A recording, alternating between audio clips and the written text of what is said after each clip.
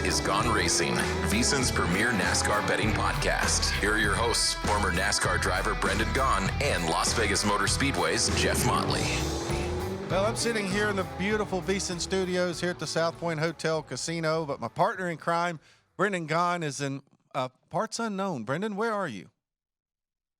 We're back in the Space Coast, man. The boys are at NASA Space Camp this week. So because we're sitting in the beach in Florida, man. I got the little beach picture behind me. Come on, I always do my best to try to give you, something better than the background you give us in the media centers. Bob. Yeah, well, you're looking very summery there. Was that a peach-colored shirt you're wearing there, or what do you got, peach or pink? Or No man are afraid to wear pink. Well, and I'm glad he's at NASA and not at some Elon Musk area trying to learn how to do space flight, because Elon's been struggling with his space flight. So And listen, the kids are there. They can learn what they want from SpaceX, NASA, Blue Origin, whatever. But it's really cool to be here, excited to be here, and got here in time to watch an amazing race that happened last Sunday, which all three of us, you, me, and Wyatt, we all said there is no chance in hell this race is happening on Sunday. They are going to be there Monday. And once again, that is why you and I don't make those decisions. Well, they did an amazing job just getting the race in. And I think when you look at all the notes that have come out after the race, highest rated race ever in NBC sports history. The engagement on social media, the highest for any event other than a Daytona 500 that NASCAR has ever been able to track. I think it's just incredible the entire weekend they had. It was unfortunate they had to cancel some of the concerts, didn't get to finish the Xfinity race, didn't get to run the Cup race till its full 100 laps. But when it was all said and done, probably one of the biggest upsets in NASCAR history. I think on paper, Shane Van Gisbergen getting the win, coming over from New Zealand and driving that third car, that Project 91 car for Trackhouse Racing, just amazing for him. Hey, who picked him last week? Well, somebody picked him for a top three, but okay, you're going to pull a muscle in your shoulder, patting your back there. Look, we're going to reset the playoff standings if he keeps gloating. Last week I was like, hey, you know what, you deserved it. Now it's getting a little too excessive here. You're hurting our feelings now. Hey, listen, you guys, Jeff, you talk. Hold on. I mean, I say I knew exactly who he was before we ever started the show. I mean, I did all the homework and research. But Jeff, as soon as you mentioned V8 supercar to me, what did I say? You said, now maybe you knew he was going to be in a Trackhouse car. Then you said, V8 supercar champion from down under. This guy's got a chance. I mean, we saw how good Marcus Ambrose was when he came over here. This guy's broken a bunch of Marcus Ambrose's records over there in New Zealand and Australia. Just an amazing, amazing driver. And I was very fortunate the week before to moderate his press conference when he got named to be the driver of that car. The first thing I had to do was go up to him and say, okay, before we start the press conference, tell me how to pronounce your name so I don't screw this thing up here. But you could just tell he had a great confidence coming into the race. And then you looked at him out there, and he was incredible in practice and qualifying. And, Kyle Larson, I think, made the great comment after the race was over. He goes, he came over here and made fools of the rest of us because nobody was getting off those corners and getting through those turns any better than he was. I mean, he was amazing behind the wheel. Well, and honestly, Jeff, if you look at, we do this show on Thursdays, right? We always talk about wait till you watch things, wait till you see practice, wait till you see qualifying. This would have been one that after practice and after you would have been going, oh, hey, look at this guy. You and I have to take these shots early in the week before we get the advantage of all that. This guy, from the time they unloaded, showed why the Australian V8 supercar guys are so good at what they do. You and I talked off air. He's driving on the different side of the car than he's used to. He's shifting with a different hand than he's used to. His footwork is backwards of what he's used to. Absolutely amazing job by this young man. Super proud of him, super excited. And, of course, typical of NASCAR fans, everybody now, he should come to America and get a job. Just like when Trevor Bayne won the Daytona 500, they said he should switch right away to those points. Like, settle down, everybody. He did a phenomenal job, though. Super proud of him. Justin Marks, Pitbull, what they have done with Trackhouse Racing, absolutely phenomenal. And this program, you got to give all the credit to them, man. No, you're right. Just taking a look at the numbers, I mean, he was an amazing 55-1 to win that race. 11-1 when we did the show last week for a top three. Chevy was a -120. The key to that is like I said, he was 11-1 when we did the show last Thursday, but after qualifying and practice was done on Saturday, his numbers for a top 3 dropped all the way to, think about a plus 220 or plus 225, Wyatt. It was somewhere around there, wasn't it? What'd you get him at for a top 3? I think around plus 225. Yeah, so there's an example of just once people saw him on the track and what he was capable of doing, kind of realized what he was able to. 6th driver not born in the United States to win a Cup Series race. The first one actually just since last year, Daniel Suarez. Interesting, the last 2 foreign-born drivers, Shane Van Gisbergen and Daniel Suarez, both driving for Trackhouse Racing. And the first guy in 60 years since Johnny Rutherford to win his first ever Cup Series race in his Cup Series debut. Just some remarkable numbers for him.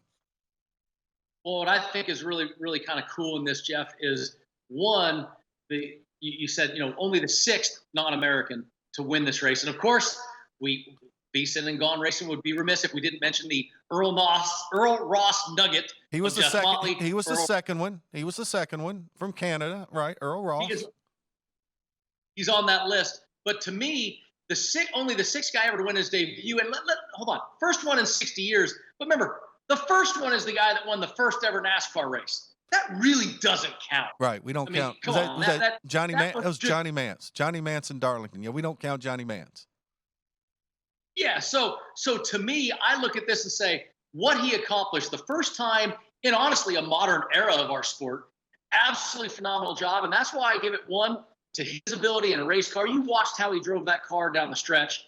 You saw the things he was doing to the other guys. He went from 14th to the lead without pit strategy, without all the stuff. This is a different NASCAR show. We're not going to get into why the strategy, shortening the race, all the things we felt kind of hurt some guys that should have been better. But I'm looking at this as, man, look what he was able to do, how he outdrove them, and give credit to Justin Marks, Darian Grubb, and that Trackhouse race team. This is a part-time team. We talk about how part-time teams have a disadvantage.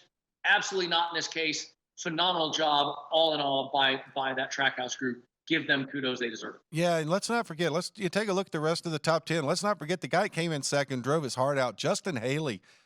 Proved himself on a road course, did an amazing job, came in at a 28-1 for a top 3. And then Chase Elliott, he was kind of a little bit of the beneficiary, the race getting shortened, came in with 3rd with a plus 140. You look down the rest of the top 10, Kyle Larson, Kyle Busch rallied from being up under a tire barrier early in the race. It was a pretty remarkable crash where he literally had the tire barrier sitting on half of his car. They were able to pull him out, get him going. Austin Cindric, we talked about him as a good street racer, placing 6th. Michael McDowell, I don't think that's a big surprise, coming in 7th there. Joey Logano, Ty Gibbs, a good run. And Chris Buescher, well, you got to turn left and right. Chris Buescher just keeps knocking off those top 10s. Look, we talked about Buescher on the show, and we talk about if you can find him for a top 10 somewhere. Buescher just does it again, man. He's really done well on these road courses as of late. So great job by Chris getting that top 10. And you talked about it briefly. Strategy change mid-race when NASCAR changed their mind and went from 100 to 75 laps.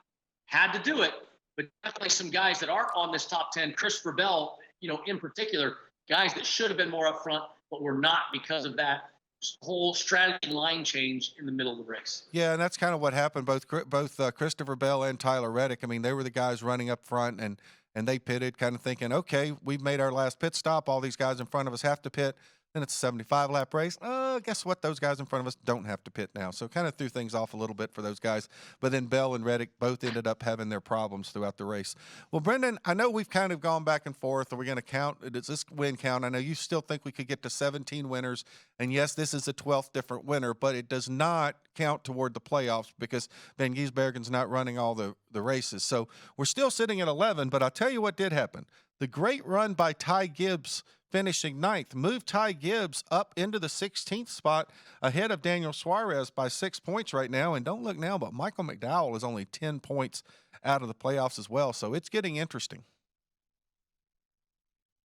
First of all, I still count if we get to 17 winners. I'm still going to say it counts, even though you're squashing my hopes and dreams there. But that cutoff line, we've been talking about it for weeks. Justin Haley, what a crusher for him. He is nowhere near the cutoff line. Had he won that race, that would have put him right up into this whole talk. Absolutely amazing run for him. Austin Dillon took a huge blow trying to go for the win. doesn't get here, and it hurt him towards that cutoff line. He lost more space. But, man, I really do look at this cutoff line, Jeff, and it is going to be an absolute battle royale when it comes down to the last race of the season. Yeah, and another big loser this week, a guy that was 16th last week, Alex Bowman finished dead last. He is now 26 points out of the last playoff spot. He's desperate right now. Yeah, Alex, he's got, look, there's a lot of races coming up for Alex and some of these guys, Chase Elliott still included, that we think they can win on. But it definitely is, right now you only got 2 Hendrick cars in. We still think the Hendrick group is the best group in the field, but they only got 2 of their 4 in, fleet in the championship. So, I mean, it's going to be close. Yeah, and you kind of talk about the upcoming races. This weekend, we're going to be making our first trip. It's our first track that we're making our second trip of the year to. We're going to be heading off down to Atlanta for the Quaker State 400. Then we're going to head up to Loudon, New Hampshire for the Crayon, not to be confused with Crayola 301.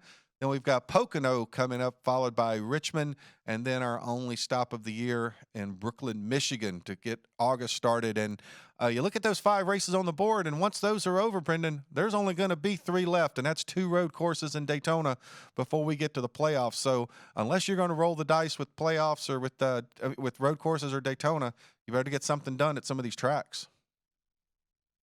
Yeah, I mean, Chase Elliott, we've talked. He better get back off the schneid here pretty quick, otherwise he is going to have a problem. But once again, the schedule. Look at how much fun our schedule is. Jeff. They go from such. NASCAR's going to take all this schedule, and I love it. Yeah, well, absolutely. I think you look at it right now, it's going to definitely be a pretty interesting. See what happens over the rest of the summer. Okay, we'll be back on Gone Racing, and we'll start talking about the odds.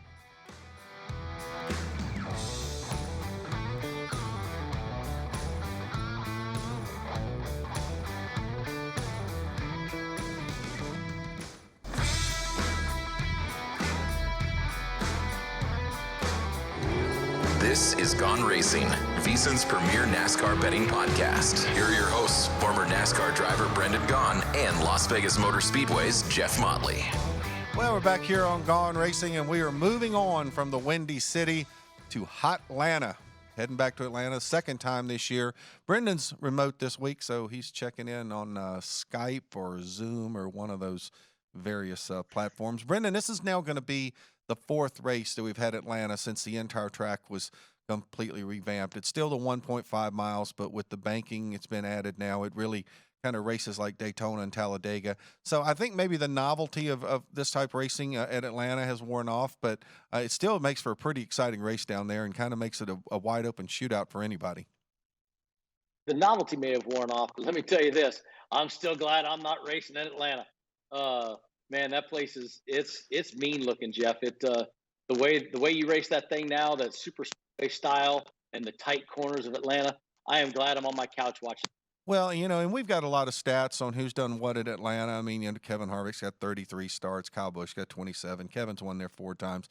But I don't know if we really just kind of throw those stats out the window and we really look at the 3 races that have been held there since the track's been revamped. Last year, Chase Elliott won this particular race.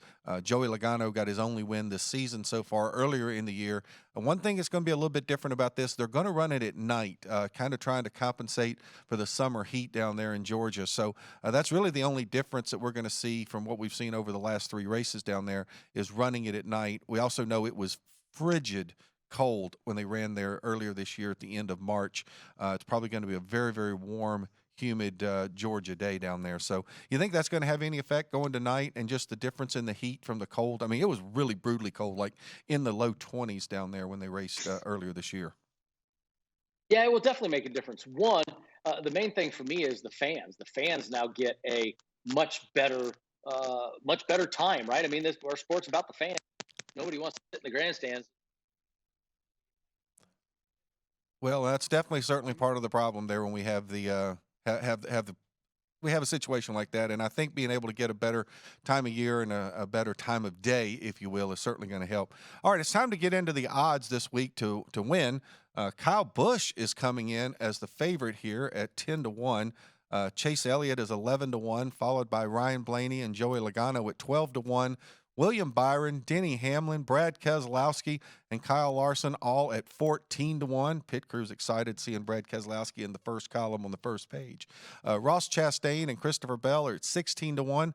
Martin Truex Jr. and Chris Buescher coming in at 20-1. Bubba Wallace and Austin Cindric at 22. Tyler Reddick at 25, and Ty Gibbs at 28. Yeah, I'm not sure the Kyle Busch thing. I mean, you know, we talk about how Kyle normally does not like super speedway racing, so kind of a favorite, but he has done much better since he's gone over to RCR. So I kind of dig that. Brad Keselowski, 14-1. I really like that. We know what Brad does at these super speedways. I do like that. And Chris Buescher, 20-1. I like both of them. Well, and I think one of the things that kind of stands out to me here is everybody on the board is at double digits. And looking at, I mean, Kyle Larson, and get him at 14-1, and William Byron at 14-1. I mean, I think Byron won here last year in the first race. So Byron's got to win, Elliott's got to win, and Logano's got to win. Elliott 11-1, I think, is a little bit high, but I think just seeing William Byron down there, Kyle Larson at 14-1. Chastain has been really, really good on this format. Okay, sounds like we're going to be working on Brendan's audio here for a little bit, so I'm going to move on over here to our second page, some of our longer shots. Ricky Stenhouse Jr. and Kevin Harvick are both coming in at 28-1. Eric Jones and Eric Almirola, along with Alex Bowman, all at 30-1. Daniel Suarez and Corey LaJoie at 35-1. Michael McDowell, Austin Dillon, and A.J. Allmendinger are 40-1. Justin Haley and Chase Briscoe are at 45-1. Ryan Preece and Austin Hill driving the Beard Motorsports car, one of their few races this year. Brendan's old ride coming in at 55. And Todd Gilliland and Noah Gregson are coming in at 60-1. So we've got some long shot guys there. And I think one guy we really, really have to take a look at. I mean, I know he's never won in the Cup Series before, but he has had some incredible runs here since we redid Atlanta. It's Corey LaJoie. If you're looking for an upset pick, Corey LaJoie coming in there at 35-1. I think that's a guy you got to look at. Brendan, what do you think about Corey and some of these other guys on the long shot board? Well, look, I like Corey a lot. I think he's there. Ricky Stenhouse Jr. I mean, remember, he's won the Daytona 500 this year. This is super speedway. He likes those. Austin Dillon is one of those guys that's won on the super speedways. Justin Haley proved himself on a speedway. So a lot of guys that are really good here on super speedways. I can't say I dislike a lot of guys in the second board, but for top threes, probably more so than the wins. Well, how about your car? I mean, you're still kind of involved with the Beard Motorsports car. How's Austin Hill going to do? I mean, 55-1, is that about right on him? I mean, could he get in there? Because, look, Austin has proven himself as a very accomplished racer, just hasn't really had the opportunity to do it in the Cup Series very much. No, and I think Austin Hill is absolutely fantastic. And once again, I know what car that is. So, I mean, we got a hell of a car going to Atlanta. This got added to the race. This is his home track, so he's going to be pumped up. Those guys also have, I mean, this is what you always love to say, the crapshoot word, right? I mean, it used to just be reserved for Daytona and Talladega. Well, the crapshoot is here, and Austin Hill has a great Chevrolet race car with a great ECR power behind it. He could be something to reckon with here also. Well, Brendan, you mentioned the fact that the top threes might be the place to make some money. So let's start taking a look at our top threes for this week. Kyle Busch, no big surprise, comes in at the top of the board. It's going to follow suit, but the numbers just obviously get much smaller. Kyle Busch is plus 285. Chase Elliott at plus 300. Ryan Blaney, Joey Logano at 330. Byron, Hamlin, Keselowski, and Larson all at 400. Chastain and Bell at 450. Truex, Buescher at 550. Bubba Wallace and Cindric at 600. Reddick at 700. And Gibbs at 800. And, man, there's a whole bunch of guys you could make some money on. The problem is only 3 guys can finish in the top 3, and I could make a case for pretty much everybody on this list for a top 3. Yeah, let's talk about Bubba Wallace, what he does on super speedways, right? I mean, Bubba's normally runs really well on these type of places. He's plus 600 right there. So that's decent. And even if you go to Chase Elliott, Ryan Blaney again, 300, 330 on a top 3, that's a great return. And remember, this is a race. We might do a bunch of that manufacturer teammate style racing. So you can either, fade or bet with your manufacturer or your team guys, and you can find some ways around the odds in that case also. Well, and I guess I look at guys too like Denny Hamlin and Brad Keselowski. I mean, those are guys that look every time we race on a track that I know we like to use the term restrictor plate races or whatever, but every time we race on a track like this, you feel like Denny Hamlin, Brad Keselowski, those guys are always going to be in the mix. So I think those are certainly some guys to look at. Now, if we move over to our page 2 and we see some of I guess what you would say are longer shots, if you will. Ricky Stenhouse Jr., another guy who runs really, really well in these type tracks, along with Kevin Harvick at plus 800. Eric Jones, Almirola, and Bowman all at 850. Suarez and Corey LaJoie at 10-1. Michael McDowell, Austin Dillon, AJ Allmendinger 11-1. Justin Haley, Chase Briscoe at 12. Ryan Preece, Austin Hill at 15. Todd Gilliland and Noah Gragson at 17. It's worth it to drop a couple bucks on these top threes. Look at the returns. Ricky Stenhouse 800. Corey LaJoie 10-1. McDowell 11-1. Dillon 11-1. These are guys that are getting a great return for a top three, and you get some of these manufacturers lined up, and they're going to need that push from some of these guys. There's great returns on them. So I do like a lot of the top three guys here. Well, and I'm completely with you there. I mean, I just look at I look at those 11-1s right there. Now, forget Allmendinger for a minute. Michael McDowell and Austin Dillon. Let's see. I believe they've got some wins on these type racetracks. Not at Atlanta. Michael McDowell is a former Daytona 500 winner. We know Austin Dillon.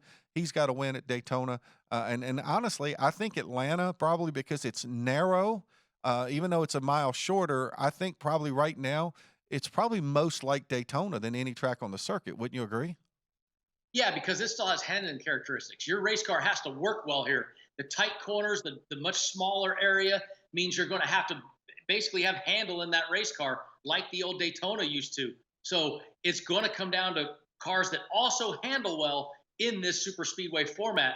And you're naming guys from big teams, right? I mean, even Daniel Suarez right there with Trackhouse, and Dillon with RCR, and Dinger and Haley with that colleague team with the help from RCR. These are organizations that are going to really get the handle right on these cars as well. Well, and I think one of the things that's interesting, and we could even go back and talk about the odds to win or the odds to top three. I'm not even sure at Daytona and Talladega earlier this year that we have seen the odds be so big on so many good drivers. I mean, talking about the fact that we've got double digits to win the race all the way to the favorite at Kyle Busch. And when you look at these guys that are getting these top threes that are at plus 800s and 10-1s, 11-1s, I think that just kind of is all about the unpredictability of what this race is going to play out. Don't you agree? Yeah, absolutely. I mean, when you got Kyle Busch on a super speedway style race as your favorite, that definitely shows that the odds makers are scratching their heads going, well, he's run really well lately, so maybe we just need to put him up there. It definitely has them worried. I like a lot of these numbers. You're getting double digits all through the field. So, Motley, we're guaranteed a double-digit winner at this point. Yeah, we are. And I think if there's ever going to be one of those kind of weeks where you say, hey, you know what? I could go bet 3 guys to win or 4 guys to win. I mean, your odds are going to be pretty good if you're able to do that. Okay, we come back on Gone Racing. We don't have any driver head-to-heads this week. We'll get straight into our group matchups, talking about this week at Atlanta.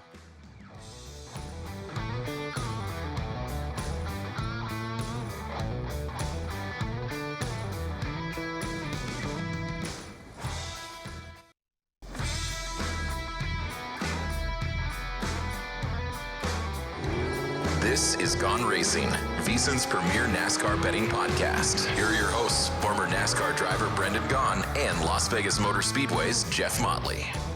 Want to rewatch any part of today's show or any past show? Check out the Gone Racing podcast. It's free and available now at VSiN.com/podcast or wherever you get your podcast.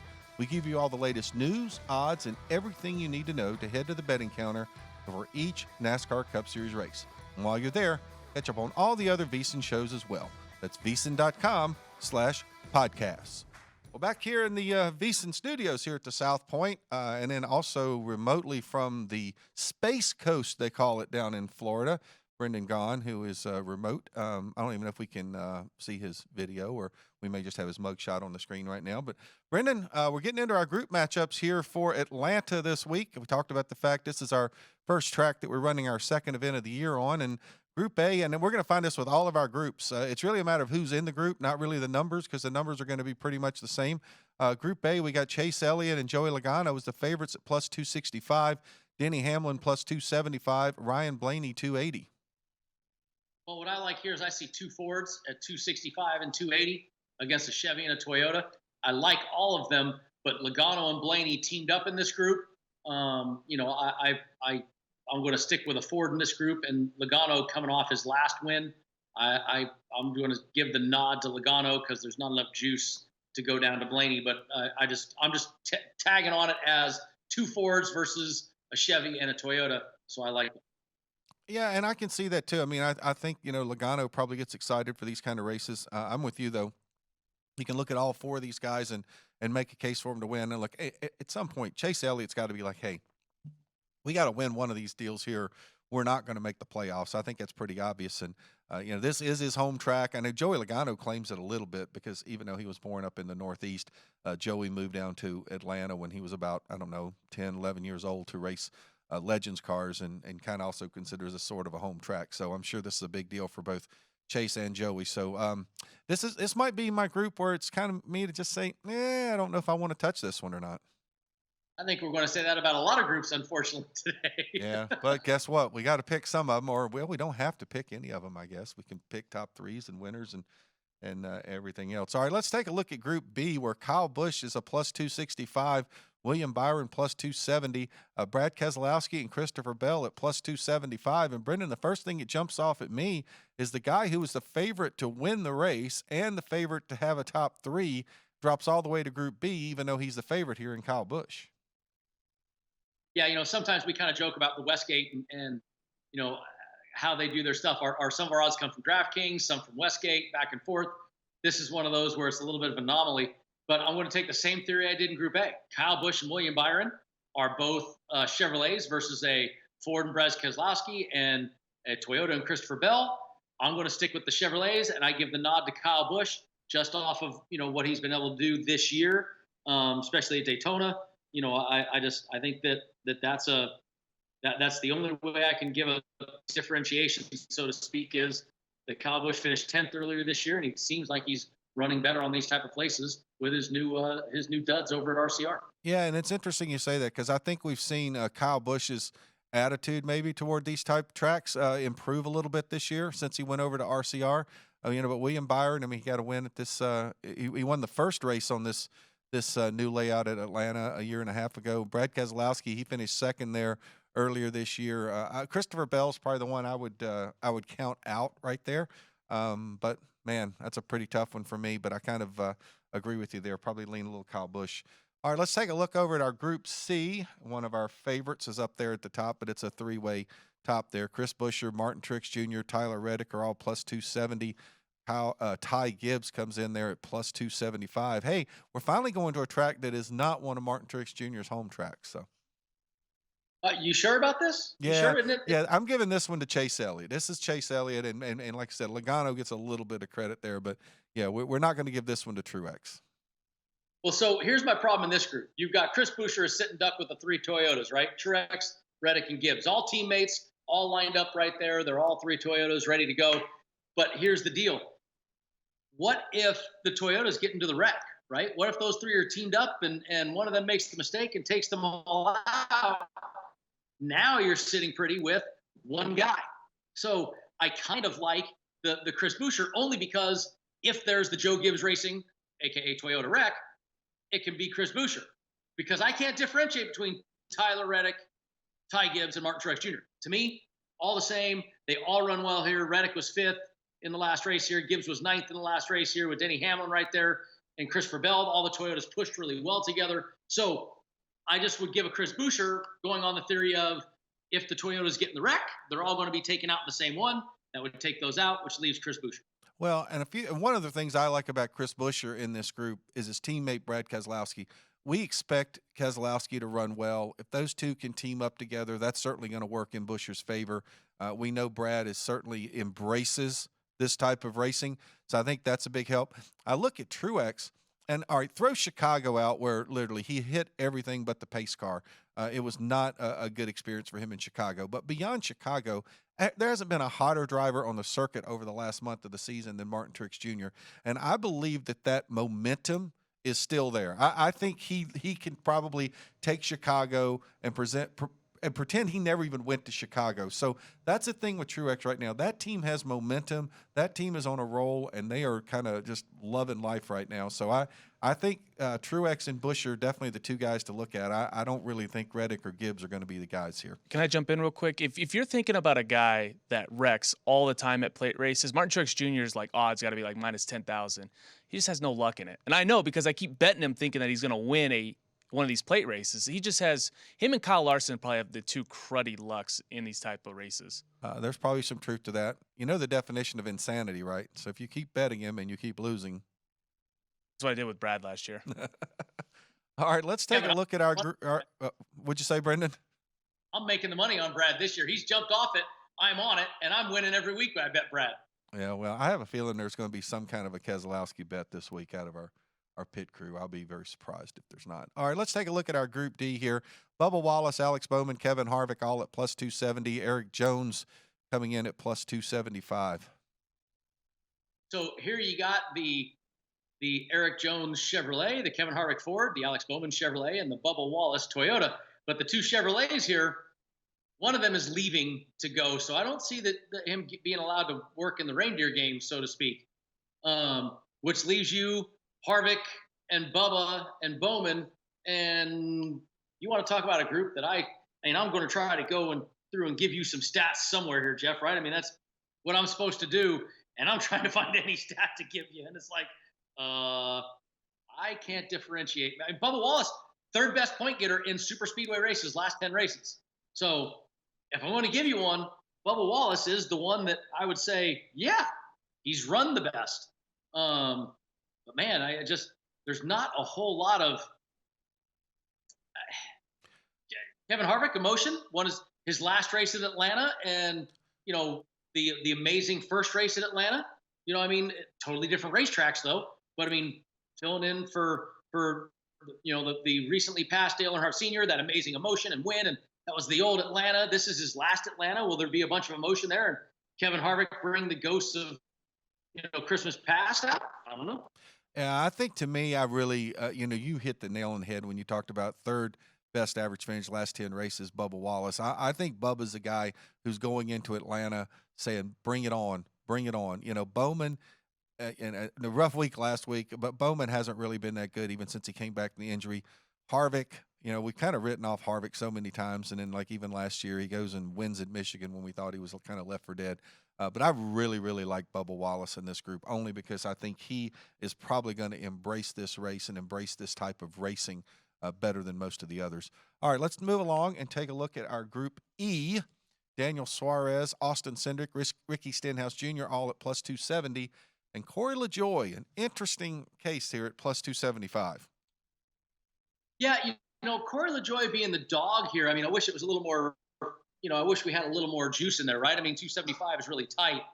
I do like that because LaJoie normally is the guy, right, that knows how to wait and get around these things and do that whole, what we feel is the super speedway style race. He finished fourth in this race earlier this year. He finished fourth, not last year, this year. So I don't dislike the Corey LaJoie pick, but you're putting him up against a Ricky Stenhouse Jr. who just won the Daytona 500, right? He's got a lot of momentum in this sort of deal. You're putting him up against an Austin Cindric who, here's a guy that won the Daytona 500 last year and needs to have this race to kind of get in. So there's a lot of guys here that I like, but Corey LaJoie at 275 is the guy that knows how to wait it out.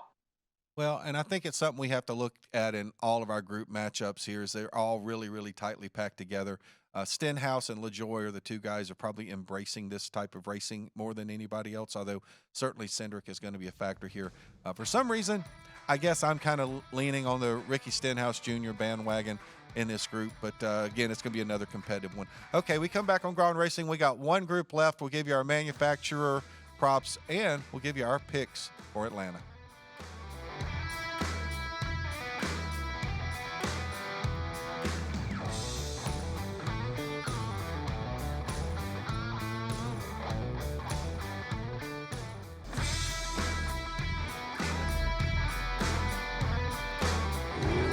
This is Gone Racin, VSiN's premier NASCAR betting podcast. Here are your hosts, former NASCAR driver Brendan Gaughan and Las Vegas Motor Speedway's Jeff Motley.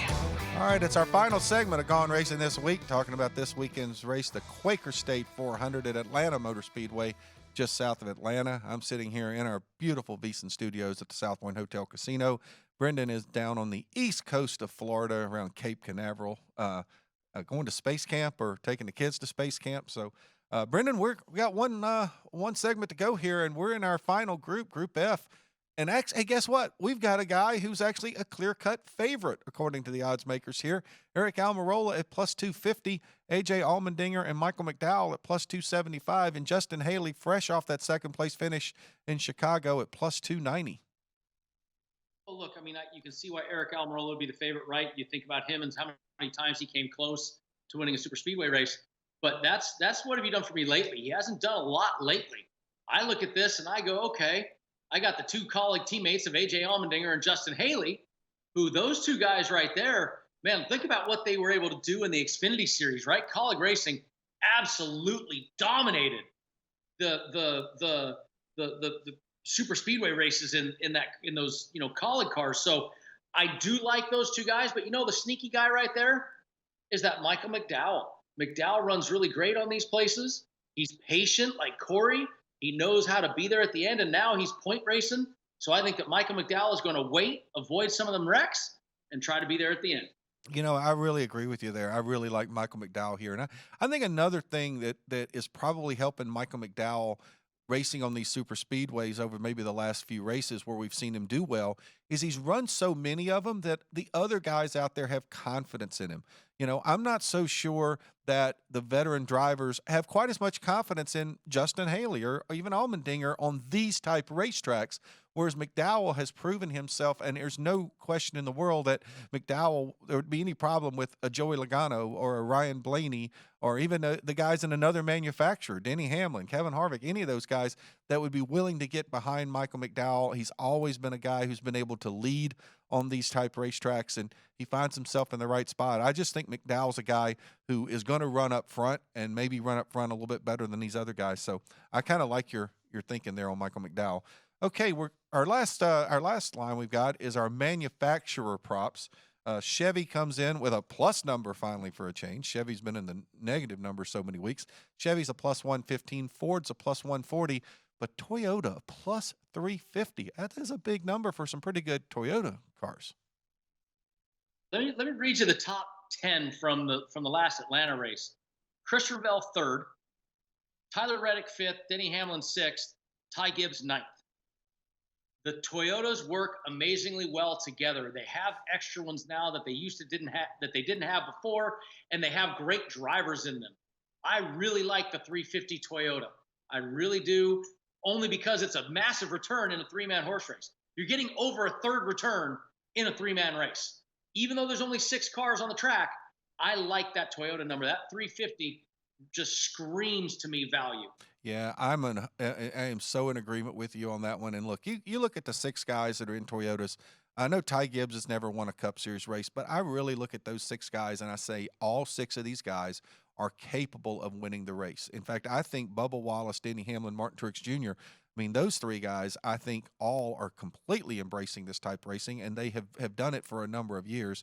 Wyatt mentioned the fact that Truex has had a lot of bad luck, but, kind of those things kind of come around, and I'm not so sure that good luck for other than last week in Chicago hasn't been smiling on Truex a little bit there. So I'm kind of with you there. I really, really do like Toyota coming in there plus 350. I think you got so many opportunities with good drivers. All right, let's move along. We'll take a quick glance at our odds to win the championship. Not much movement we've seen over the last few weeks, partly because last week we didn't have anybody pull an upset win that was actually running for the championship. Shane Van Gisbergen was not running for the title, so it's the only race he's run this year. So not a lot of movement other than I think we're just continuing to see Chase Elliott's odds go up and up and up. Are you at the point, Brendan? Chase Elliott right now is down to 10-1 to win the championship. First off, it's going to be hard for him to get in it without a win. And even if he does get in it, he doesn't have a whole lot of playoff points unless he runs off 3 or 4 wins here before we get into the regular season. Yeah, I like that. I like that because everybody's doubting him right now. He's a double digit. Last year he was a plus 450, I think, by the end. I think that he absolutely is an amazing contender. That's a team that can win 4 or 5 races in a row, right? I mean, those guys have done it before. So I think that's your best value on the board is that 10-1 there. And Joey Logano and Ryan Blaney, both 12-1s. I think that right there just screams pick me, and hedge my bet for later in the season. Yeah, and the guys that have gone the other way, William Byron, Martin Truex Jr., Kyle Busch, those were the guys to have gotten in on earlier in the season. And I'm almost, go back and you look at it. I'm almost surprised that Truex was only 11-1, that he wasn't more like 15 or 16-1, given that he didn't even make the playoffs last year. So it kind of surprised me a little bit that he opened at 11-1, but he's down to plus 700. And the 4 guys at the top of the board right now, Kyle Larson at plus 500, and Byron, Truex, and Busch all at plus 700. They're clearly the 4 hottest guys on the circuit right now. So I guess it's no big surprise that they're there at the top. Nope, that's and look, Truex. Once again, we can talk about it all day long. I have the worst bet of the season. I admit it. I will have to eat crow and admit it all season. Martin Truex has not been the disappointment of 2023. Well, and I think you're going to be forgiven on you eating crow because now we can talk about our picks from last week and where we are in the standings. Unfortunately, we do. Of course, I got shut out last week. It was a brutal week for me. I was feeling so good about a Toyota win until the whole issue with Christopher Bell and Tyler Reddick and the shortening of the race. Pit Crew did get one right last week, picking Michael McDowell to win in Group C, and again they lost 0.1 point. They are literally dying by pinpricks. It get a 0.1. It's seems like every week right now. Brendan only got one right, but hey, it was an 11-1 winner with Shane Van Gisbergen. So Brendan, you're up 53 points on me now, and I am 13 points ahead of the Pit Crew. So I need a big win here somewhere.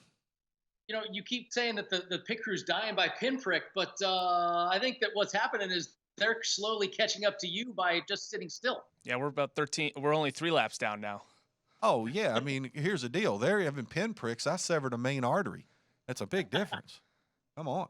Okay, we got to get into our picks, though, for this week, so we'll let Wyatt take off on the Pit Crew. Go ahead. All right, big money this week for the Pit Crew. We're going to go with Chase Elliott to win 11-1, and the pick that I've been hyping about since probably last year, Brad Keselowski to win 14-1. Really high on Corey LaJoie. He's been running really well here. Could have won the race last fall. We're going to go top 3 with him at 10-1. Bubba Wallace to win Group D plus 270, and Michael McDowell to win Group F plus 275. Well, since I already know Brendan's picks and I've got my picks done, there's a kiss of death that is coming today, folks. Somebody that all 3 of us are picking. I swear if it's the Brad Keselowski to win, I'm going to be mad. Well, it won't be that one. Okay, but good. I am in agreement with the Pit Crew. I am going to go Chase Elliott to win. I think if he's going to break through, this is the week that he breaks through. So I'm going Chase Elliott to win. I have 3 group picks. I'm going to go Bubba Wallace with the Pit Crew there in Group D. I'm going into Group E with Ricky Stenhouse Jr. And Group F, I am going Michael McDowell. And my last pick is going to be Toyota to win. What say you, Mr. Gaughan? So Mr. Gaughan is going to start off with that top Toyota pick also, that plus 350. I really like that. Then I'm going to go Brad Kez at plus 400 for a top 3. I'm going to dominate top 3s here. Keselowski plus 400 on a top 3. Reddick at plus 700 for a top 3. And Hamlin for plus 400 on a top 3. I like those top 3 numbers better than our group picks. And then McDowell to win Group F. I'm going to go with that Michael McDougall pick and pick him at plus 275 in Group F. Brendan, do you have McDowell's phone number? I do. You should text him and apologize ahead of time that he will not be winning Group F since all 3 of us have picked McDowell in Group F. Have we ever won with all 3 of us? I think we might have gotten one right, but I know, was it Chastain that we lost on head-to-head last week? We all 3 had Chastain going head-to-head over Elliott. We also Pit Crew had him top 3, and that was the case of poor qualifying, just stood no chance. Well, that's true. Well, Chase Elliott didn't have a good qualifying either. That's who he was head-to-head against. Chase Elliott crashed out in qualifying. Yeah, but Chase Elliott's got A+ strategy this year, apparently. Well, definitely things kind of fell right in his lap or exactly the way he wanted them. So anyway, so we got about a minute left in this segment. Brendan, you look forward to this racing in Atlanta. Do you think we got enough of those with Daytona and Talladega? I mean, it doesn't really matter because what we got now is what we got now. But these Atlanta races have been pretty exciting since they redid the track. They've been exciting, but remember, I'm older, going to show my age here. I really loved that Atlanta track. I was part of that group years ago that we used to go up to old Don Hawk and beg and scream and kick and everything about, please don't repave, please don't repave. So I do love the old track, but this new track, definitely exciting. Fans get their money's worth when they go to the race now. Well, they do, and it's definitely, you're right. It's very exciting to see these races at Atlanta, and it's one of our home tracks. It's one of our Speedway Motorsports facilities, so looking forward to having a great weekend in Atlanta. All right, that's our show for today. Brendan was remote down there in Florida, so we'll be back next week. We'll break this race down and talk about the next one.